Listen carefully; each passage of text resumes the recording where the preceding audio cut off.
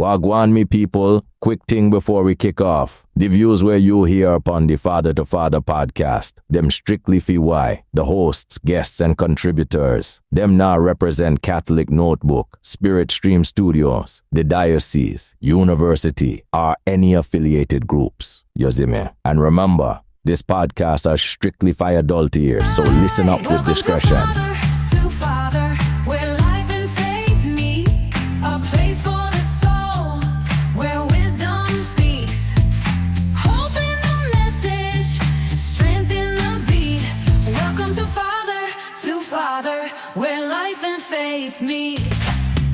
What's going on, man?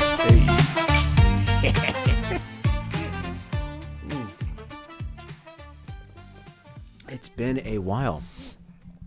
You always say that. I do, but because I got to say something. It's the introduction to the show. You know what it is. Welcome to the show, everybody. I'm Dr. Giovanni, and with me is my right hand, my main man. Father Greg Lambert. Hey. You know, I do have to say this, though. I found my old Liturgy of the Hours books.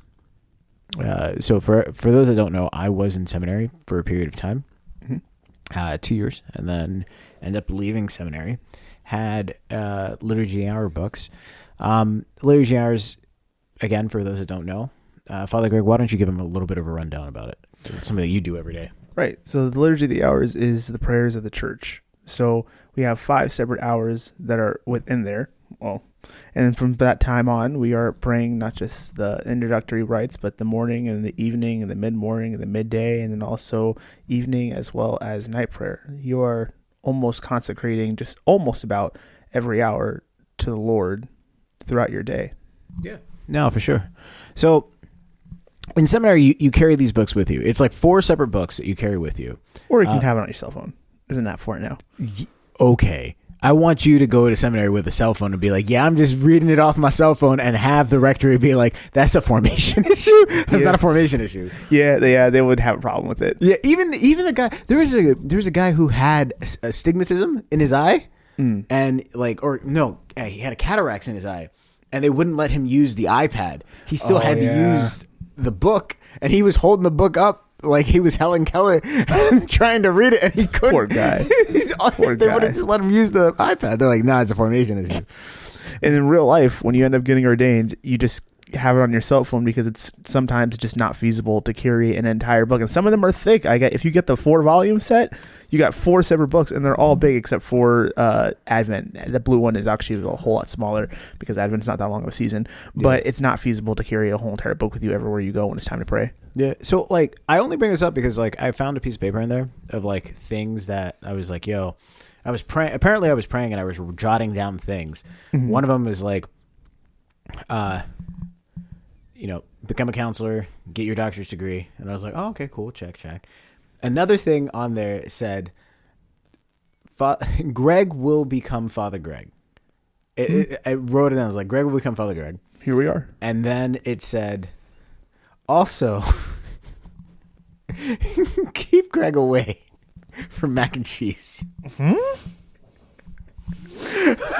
I don't know why I wrote that down. That had to be like a conversation we had at some point. I don't know why I was like, keep Greg away from mac and cheese. And it hasn't happened. It hasn't happened. I love me some mac and cheese, ladies and gentlemen. It was like mac and cheese casserole. I think it was like mac and cheese casserole. I've been racking my brain of what was it that was going on during that time period where I was like, you got to stay away from mac and cheese. There's no way you could be eating mac and cheese. I got a couple ideas. We were, man, that's wild. But you know what? What's not wild? Open up your second browser. Go down. You see that little review sign? Click it. Scroll the stars so they glow up. 1, 2, 3, 4, 5. Leave a review. Say, you guys are awesome. You know, some people are saying, I'm a confessor. That's fine. Put that on there. Click submit. And you know what? Tell us that you love us. That's how you tell us you love us. There's other ways too. We've got a lot of emails. You ready to get started? Always. Yo, Father Greg, Dr. G, what's good? I know it sounds weird, I know it's misunderstood. The story's wild, yeah, it's out there, no doubt. But just lean in close, just hear me out. Hear me out. Ready for Hear Me Outs? I think so. No, you're not. Just hear me out. So, 5 stars. You did another one. 1 star. Guy Confession on Thursdays. And if your church is doing Confession on Thursdays, let us know. CatholicNorbert.org/Father the Father. That's CatholicNorbert.org/ F2F. All right. But hear me out. Is she just quirky or am I risking my life? I've had this conversation a lot in my own head and with other people. Hi, Father Greg. Hi, Dr. Gio. This is Evan.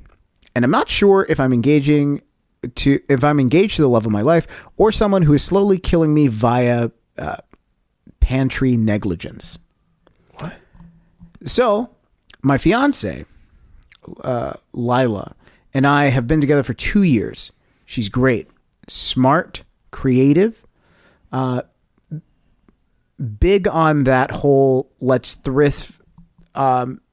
go thrift shopping and find matching sweaters and then host parties type of thing. We just moved in together 3 months ago. And honestly, I thought things were perfect because in all actuality, they were. There's only one major problem. I have a gluten allergy. It's a severe gluten allergy. I don't get bloated. My throat closes up and I could die. Gluten allergy. Jeez. To her credit, she's been really good. Exceptionally good. Separate toasters. Even gets me my own cutting board that says gluten-free zone engraved on it. So there's no confusion. That's nice. Then last Friday, she told me she was making famous homemade soup. A recipe she said she's been perfecting when we have people over after the wedding. I was thrilled. She lit candles and everything. Honestly, it just kind of felt like a movie. I took 1 bite, complimented the flavor, took a second bite, and my throat started to close. Ooh. Then, cue the gasping, her panicking, EpiPen, 911, full chaos. Paramedics show up. They ask if I ate anything. She's crying, swearing she double-checked all the ingredients, no gluten anywhere. And the last thing I hear before I black out, wait, saltine crackers have gluten in it?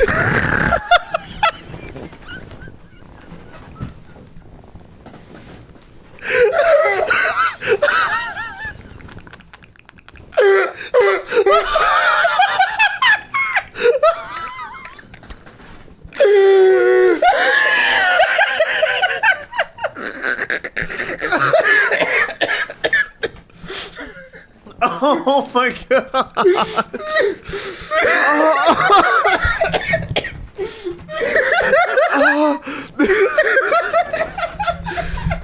Yo. Oh, I got tears, dude. Oh, you poor thing. Oh, I woke up in the ER with an IV and a bill that was basically like a down payment, and a fiance looking at me like she just survived a horror movie. And she was very apologetic, and she said, listen, I didn't know. I thought gluten was only bread, not cracker bread. Oh, no. Oh, now I'm torn. On one hand, she's kind, loving, and genuinely remorseful. On the other hand, she almost killed me.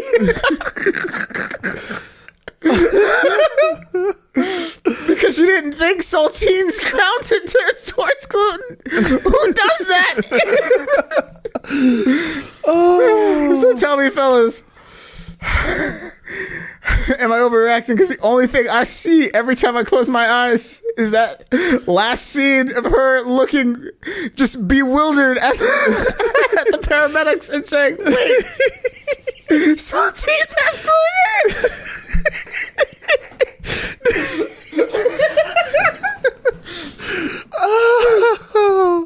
So hear me out. Is she adorably clueless? Or am I ignoring the world's most charming red flag disguised as a homemade dinner? But hear me out. Is she quirky or am I risking my life? You need a recap? Yeah. Saltines have gluten in it. Oh, jeez. So Evan with his girl, Lila, she's been together for 2 years. They moved in together. She's been really good about this whole gluten-free allergy thing. She made this homemade soup. She put saltine crackers in it. She didn't realize, wait, saltine has gluten in it? Homeboy nearly died. He's like, I can't get that seed out of my head. And I feel like it's a walking red flag, but she's good at everything else, so I don't know. Was it an honest mistake? Like, what's going on, fellas? What you think? Honestly, to tell you the truth, I think I'm really happy that you found someone that you unequivocally love. You guys are very happy together. This seems like it was just a mistake, and the reason I'm saying it's just a mistake, Saltines have gluten in it. I'm saying it's just a mistake because she also went ahead and put forth the effort of getting separate toasters, of getting him his own cutting board engraved saying gluten-free zone. So she has gone through the effort to make sure that he is comfortable within the actual living space. I can totally see a situation. I'm not making excuses, but I can totally see a situation when you're living with someone who has this intense of an allergy. You're going to be paranoid about certain stuff, but eventually the paranoia has to wear off because then you're paranoid in your own home, and that makes your own home uncomfortable. Yeah. So what she's probably doing, and she said famous recipe, she's probably made this recipe off of muscle memory so many times. And she made the thing, didn't even think about the saltines. Because she's like, yeah, you always put saltines in there. Like, it's grandma's recipe. She told me how to do this. She never thought for a second of not putting the saltines in there, because that's what you do with the famous recipe for the soup. Yeah. And she said, oh, easy. She probably has something else on her mind too, so she's able to do it by muscle memory. She has something else on her mind as she was doing something by muscle memory, and then did all the things. And then when they're having the soup, he got to the second taste, something was obviously wrong, and she's like, no, and she's freaking out because, like, I went through everything in my head. Here's all the things I was doing for the week. Here's everything I was doing for the day. I did shopping for the famous soup. I put the soup together. Everything was fine. She didn't register what was wrong. She didn't register at all. Until the paramedics, like, are there saltines in it? She's like, wait, saltines are gluten in it. And then as she said it, I probably registered of like, of course they do. Oh my gosh, I just assume it's the famous soup. It's the soup. No one ever has a problem with the soup. I made the soup 1.5 million times for all these other people. You know what would be an actual red flag? Because I'm gonna go ahead and say this because I don't think she meant to do this, but what would be an actual red flag is if you guys are at dinner, all the candles are lit. You guys are laughing, having a good time. She looks up at you and she says, you enjoying the soup?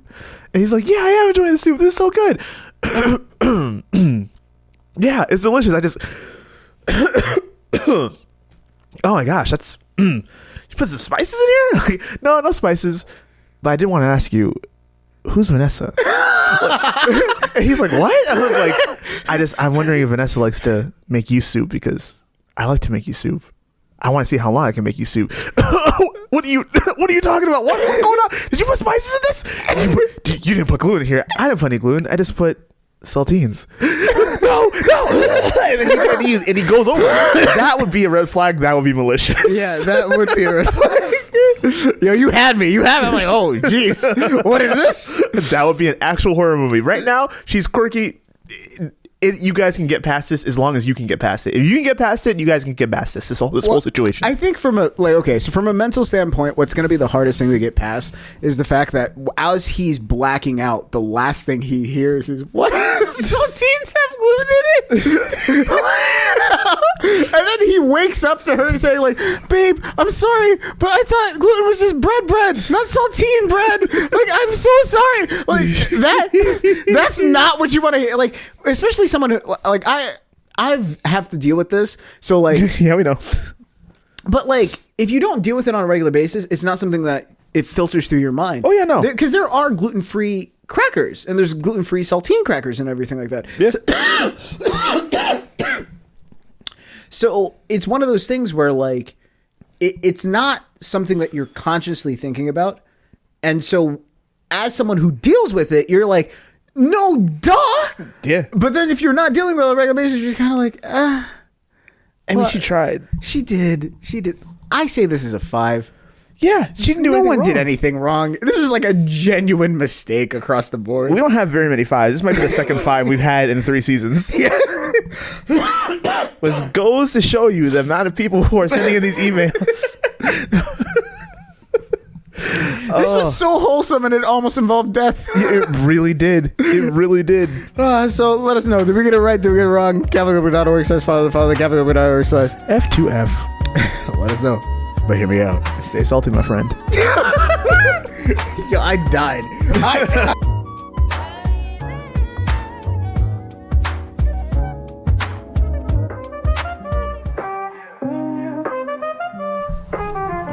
All right, so the Catholic was researching did the 1-2 thing.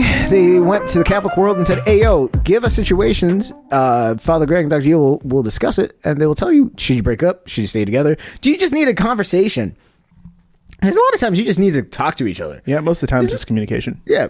So we'll go through them. We'll go through as many as we can, and then, we'll just take it from there. All right? Bet. First one comes to us from Venice. Oh, wow. Like in Italy? Yeah, Venice, Italy. Shoot. When my boyfriend Josh started taking pottery classes, I thought it was great that he found something relaxing to do after work. But lately, it feels off. He's at the studio 3 or 4 nights a week, and when I went once to surprise him, everyone acted like they'd never heard of me at all, which sounds nice until one woman laughed and said, "Oh, you're the girlfriend. Oh. We didn't think you were real." Oh. He shrugged it off as a joke, but since then he's been wearing homemade bracelets, posting artsy photos with captions like "finding my form" and calling himself a ceramicist. I know that was a real word. Okay. Okay. I found out he makes custom mugs for his instructors with her initials carved into it. I mean, that's normal. When I asked why, he said it's a community thing. You wouldn't get it. Okay, Josh. Should I trust? Should I just trust that this is innocent, or is it the start of something that's going on that's going to explode later? I really think you're just being paranoid, because the fact that he told people like, "Yeah, I have a girlfriend," everybody's like, "Oh, okay." It says more about him than it does about you. That's true. And the fact that you showed up and people were like, "Oh, you're the girlfriend? We thought you were fake." I mean, I think that gives him street cred, honestly. Right. Like, oh, you're serious. You have a girlfriend. Good for you, bud. It's like, yeah. And on top of that, he's making mugs and he's like, yeah, no, you wouldn't get it. Like, it's true though. Like, a lot of like subcultures and stuff have things that they do that from the outside, it just looks weird. But like, if you're in the subculture, yeah, it's perfectly normal. Like, it's just something that you do. Also, you're supposed to put your initials on pottery that you make, so you know exactly who it's for and what the attention is. Yeah. So there's nothing really going on here. It sounds like he's finding a part of himself that he didn't know that he would enjoy so much. Yeah. And he probably doesn't have much like that in his life. And now he's kind of going on this, I hate to use buzzwords like this or phrases, but like a journey of self-discovery. You mean a journey of faith? No, a journey of self-discovery. Let's be very clear about something. He's finding out about himself, which is really good. I think there's something that he's going to uncover about himself that's going to give him more confidence. The fact he's giving himself the title ceramicist, I don't know. I don't know what his art looks like. Even if it was really good, I can tell you if it was good or bad because I'm not that big into ceramics. Yeah. But he's gaining some confidence from it. I think it'd be really good. I think the next thing that might blow this up is if you decide to come at him as if what he's doing is destructive to your relationship and you don't like who he's becoming, then he's going to take that as an attack and that will blow things up. Yeah, and I really think this is just a conversation. Like, if we're looking at it, it's like, should I break up or should I have a conversation? You need to have a conversation. And it's a conversation that you need to have with yourself as well as with him. Like, have a conversation with yourself, like, why am I getting freaked out that he's gone 3 to 4 nights a week? This could also bring you guys closer if you ask the question why this is so important to him and actually listen and then engage in the conversation. He will learn to trust you more with the things the things that he's passionate about. Yeah, or just go with him. It seems like you could go and there was no problem. Yeah, but also 3 to 4 nights a week for 2 people at the same time. That's a lot of time. No. I'm not saying for like 3 or 4 nights a week. I mean, like once, like if you are that, like if you're super concerned, and it doesn't look like he's putting up any barriers for you to show up or do whatever. Yeah. Go like 1 night a week. That's not going to kill you, especially since you're already in the mode of like, I want to know anyways. Well, just show up. See what the culture's like. If you personally don't like it after going, then just stop. But at least now you know. That's true. So I say talk about it. What do you say? Oh, yeah, of course, talk about it. Always talk about it. All right. Sounds good. Next one. This one comes from sunny Florida. Oh, Guess where? I don't know. Guess. Orlando? Close. It's your hometown. Melbourne? Yes, my guy. That's wild. My fiance and I met at church, and we always shared our faith life together. Recently, he volunteered to start reading at Sunday Mass. At first, I was very proud of him, but then I noticed he only signs up for Mass. He only signs up for the Mass times as the one choir soloist. She's gorgeous. She's very floaty. She has an ethereal Catholic girl voice. I hate her. Okay. They joke around before Mass, grab coffee after Mass. It's like I'm not even there. He even compliments her voice during dinner with friends. When I mention it makes me feel uncomfortable, he said, I was making something holy. I was making something holy into something dirty. That's the weird part. Last week, she tagged him in a photo of the church captioned, "Our favorite reader," with a dove and a heart. He claims it's just ministry stuff she would. This is bad. This is so bad. No, that made me laugh. He claims it's ministry stuff she wouldn't understand.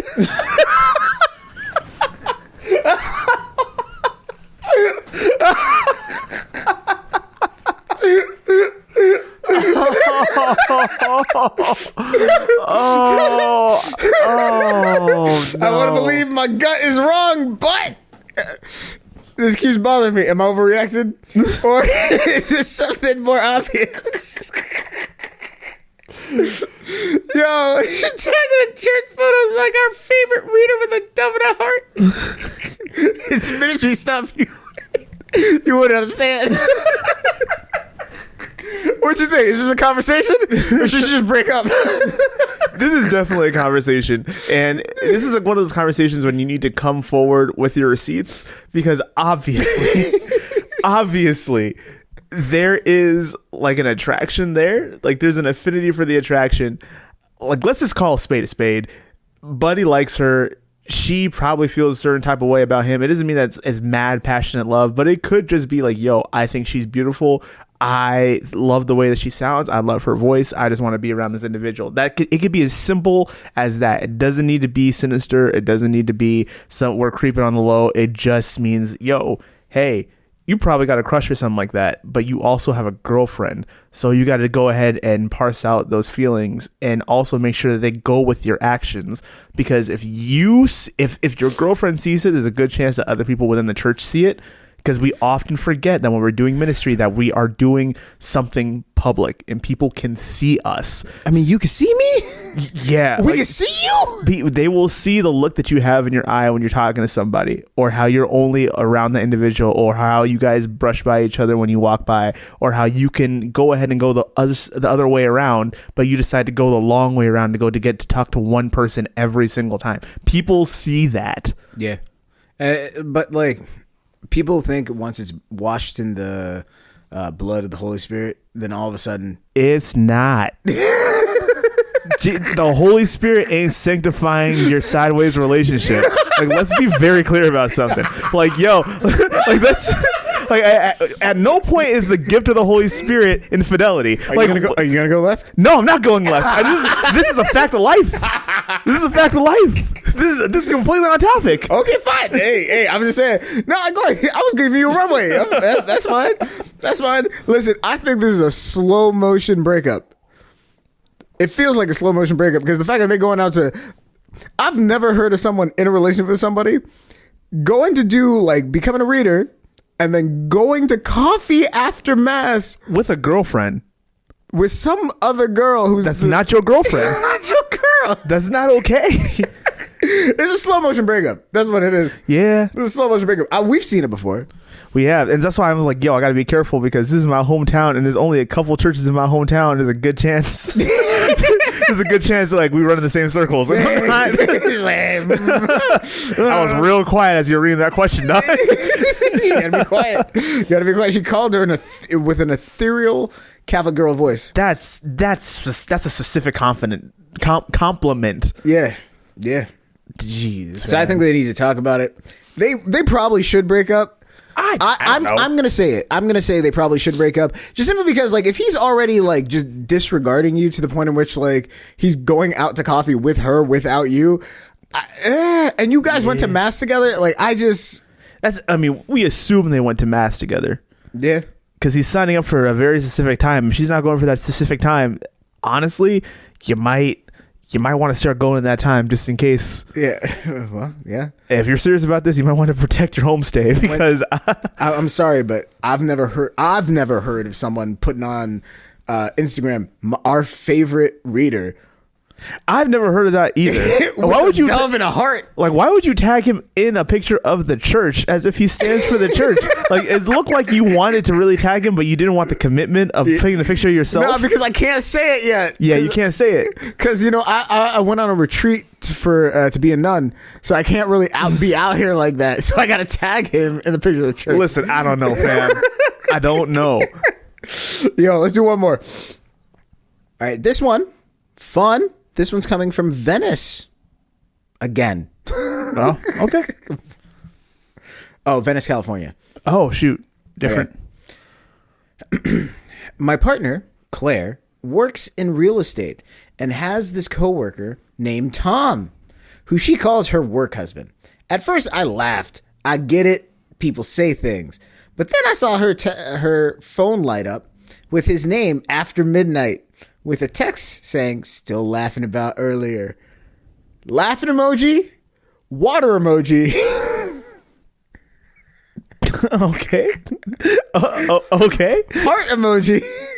Okay. Smiling emoji. She said they were venting about a client. Okay, but what does the water emoji have to do with the client? Oh my gosh, bro. Oh my gosh. Seriously? That's what they said. But then she started dressing up more for work. But then she started dressing up more for office days, wearing perfumes, things I've never seen before, like Coco Chanel.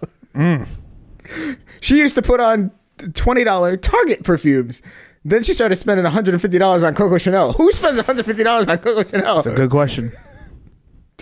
When I told her this made me feel uncomfortable, she said, "Babe, listen, I need to look good for work. And besides, you got nothing to worry about." I feel like I have everything to worry about. $150 for Coco Chanel. That's a lot of money.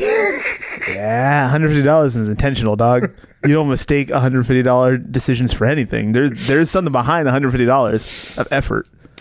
So, am I just being paranoid, or should I just drop it?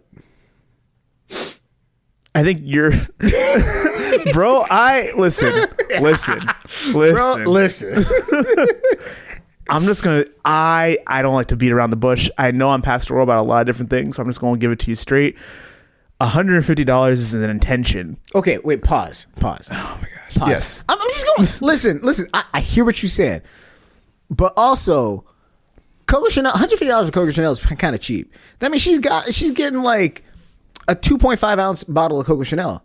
She's not even getting the good Coco Chanel for $3. She's not getting like a 3.3 ounce bottle.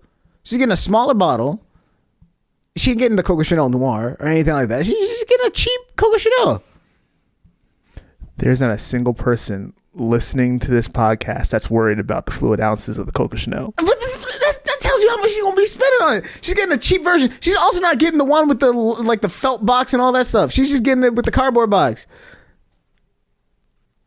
For everybody who can't see it right now, Father Greg has taken a whole pause. Can I ask you a question, Dr. Gio? Yeah, go ahead.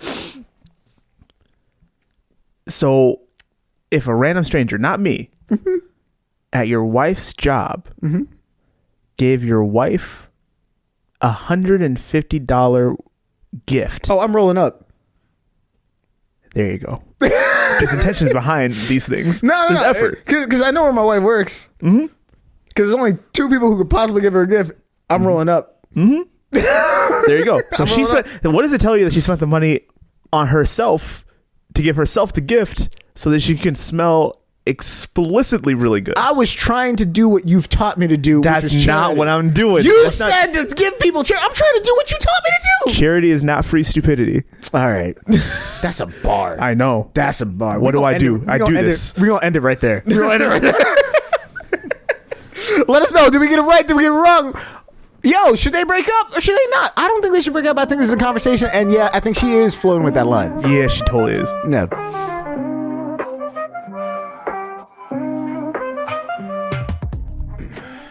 Oh my gosh. Dude. So, Catholic Member Research Team did their 1-2 thing. Always. They asked a wonderful question. They went to priests all over the United States. They said, hey, yo, priests. Yeah. Finish the sentence. Oh. Being a priest is cool. But they should have told me to mentally prepare for ... What you...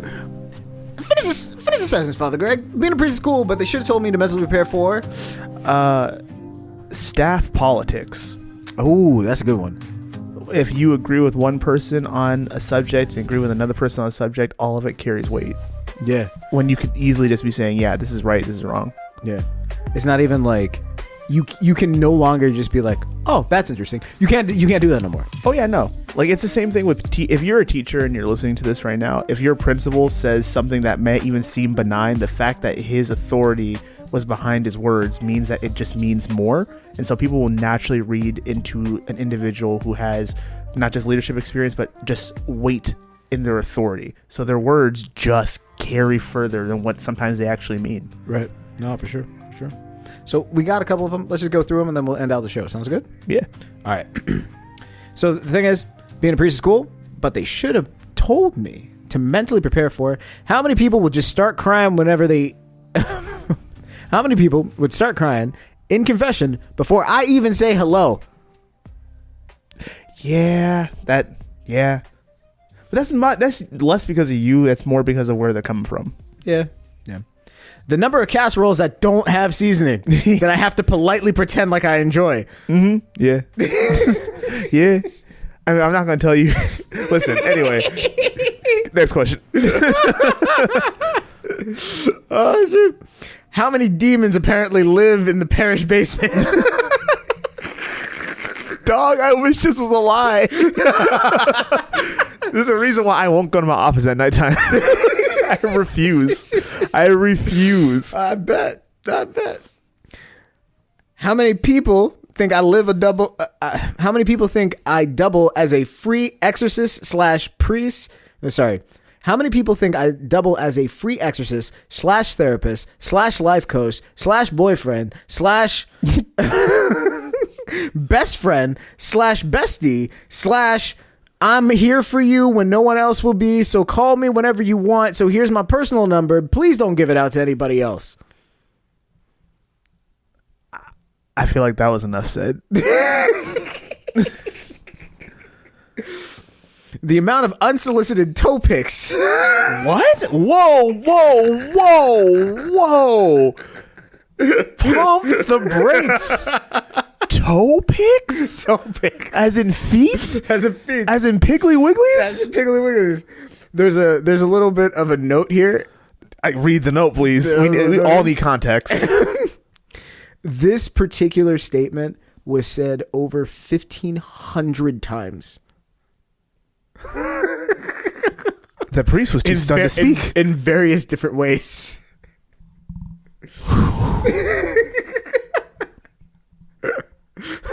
The amount of unsolicited toe pics. My socks have been rocked. Like, I don't know. I don't know where to go from here. I don't know where to go from here. But I mean, I get it. I get why I'm glad you do. I don't get it. No. Let me explain. Because it's like, because people, if you think about it, if someone is trying to like attach themselves to a priest or something, like, oh yeah, no, this is Father's my person, whatever. Like people like to send pictures of stuff. I can't necessarily send you a picture of my face. I can't necessarily send you a picture of like like something random, but Y'all can't see me leaning forward like right now. Like, you're gonna tell me the way that I decide to connect with this priest is to send them pictures of my toes? because it's intimate. Because people will be like, "Oh yeah, no, it's my toes. They're intimate. Like, look at my new manicured toes, Father. Don't they look pretty? I got little crosses on them because I'm holy." Like, that's what people would do. Father Greg is so stunned right now. He's just like, "Yo, what?" When I tell you this has never gone across the cusp of my thoughts, I'm just saying, this is how people think, dog. I've never, ladies and gentlemen, I have never received toe pics from everyone. I hope I never receive toe pics from anyone. I would tell you this: when I was a counselor, because I don't counsel anymore, but when I used to counsel people, like, I would say about 25% of the Catholics admitted, unsolicited, that they like, yeah, I would send Father pictures of my toes whenever I got them freshly done. Especially when I got like little crosses and stuff, or like the Passion of the Cross on them because It's Lent. it's Lent. Oh my gosh. I think there's also, I want to go ahead. I think there's a difference between. You're so stuck. I'm very sad, dog. I am shooketh. Like, I don't know. Like, I have never thought about this a day in my life. But I think there's a difference between, this is like a coworker or someone that I have established a relationship with, and we are friendly, like in the most platonic way of saying things. We have good conversations. And they just got their pedicure done. Like, yo, look at the color of my my pedicure toes. Like, I'm not gonna have that stay in my mind for very long. But like, oh yeah, she went and did some self-care. I'm proud of her. Good job. It's men and women. I'll get to that. But yo, congratulations! Like, you're doing self-care. But there's a difference between that and I'm thinking about you toe pick. Like, whoa, man. Like, what are we do? What are we actually doing? I don't know, but yeah, that's what it is. That's what it is. Okay, remember, the question was being a priest is cool, but they should have warned me to mentally prepare for. Okay, just a few more. Choir drama makes Real Housewives look tame. That's absolutely true. That is absolutely, because think about this. A good chunk of them are not just people who can sing and play an instrument. A good chunk of them are theater kids or stage kids. And if you have a kid right now and you're listening to this podcast, talk to your daughter or your son about drama kids. And that type of mentality goes on into adults, and it creates drama and issues and things that there shouldn't be drama and issues in. Let me give you a story. I'll give you a story. So this goes back to like when I was down in Florida at my home parish. We had two different choirs. We had the traditional choir. She had been there for like years. She was like, by the time I was there, she was like in her 30s. By the time like she retired, she was in her 50s type of thing, right? But she played the organ. And then you had the Filipino choir. Younger, more vibrant. They did like more contemporary songs, right? In the traditional choir, there was a stalwart. She was the voice of the traditional choir. She was 23 years old. She was she just got into college. She had taken time off because she had studied in like Italy or something like that, came back, and then started to go to college like locally at FAU. And so she was studying music. And so she was the stalwart. Then I joined the traditional choir. She was cool with me, right? Cool with me. I was like 14, 15 years old at the time. But then another chick joined the choir. Filipino chick. 16 years old. Her voice was not only higher, but she could hit the notes in a more fuller way than the stalwart could. It was Easter Sunday, the Gloria. And she was getting ready to sing, like as the lead cantor. And the Filipino 16-year-old got up and sung beautiful. She sounded amazing. Sounded like she was far beyond her age. It really sounded operatic. It was amazing. People, no joke, first time in my life I ever saw people in mass move to tears because of singing. I'm sitting next to her. I'm going to change her name because I don't want to bait her out like this. I look at her and I go, Allison, isn't that amazing? She kisses her teeth, crosses her arms, and says she was flat on 15 notes. And I was like, what? Been there. I was like, what? Been there. I was like, she was so good. Like, and mind you, I know something about music. I'm like, I mean, I didn't realize like how much the notes were. After mass, tell me why Allison found, let's just call her Veronica. Allison found Veronica after mass, yoked her up after mass against the wall and said, if I ever catch you Hitting notes? No, she said, if I ever catch you at the same mass as me and you think you're the cantor, you and I are going to have a problem. What? She's doing her job. She's also a kid. You can't do that.